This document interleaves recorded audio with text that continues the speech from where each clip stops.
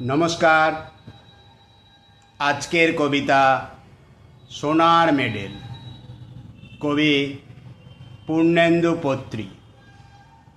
বাবুমশাইরা, গাঁ গ্রাম থেকে ধুলোমাটি ঘষ্টে ঘষ্টে আপনাদের কাছে এইছি। কি চাকচিকান শহর বানাইছেন গো বাবুরা। রোদ পড়লে, জ্যোৎস্না লাগলে মনে হয় কাল কেউটের গা থেকে খসে পড়া রূপোর তৈরি একখান লম্বা খোলস। মনের উনানে ভাতের হাঁড়ি হাঁ হয়ে আছে খিদে।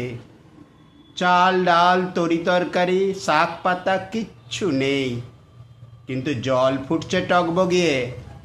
বাবুমশাইরা, লোকে বলেছিল ভালুকের নাচ দেখাইলে আপনারা নাকি পয়সা দেন। যখন যেমন বললেন নেচে নেচে হদ্দ, পয়সা দিবেননি। লোকে বলেছিল ভানুমতির খেল দেখাইলে আপনারা নাকি সোনার মেডেল দেন। নিজের করাতে নিজেকে দুইখান করে আবার জুড়ে দেখাইলুম। আকাশ থেকে সোনালি পাখির ডিম পেড়ে আপনাদের ভেজে খাওয়ালুম গরম গরম ডিমের অমলেট। বাঁজা গাছে বানিয়ে দিলাম ফুলের ঘুঙুর, সোনার মেডেল দিবেননি।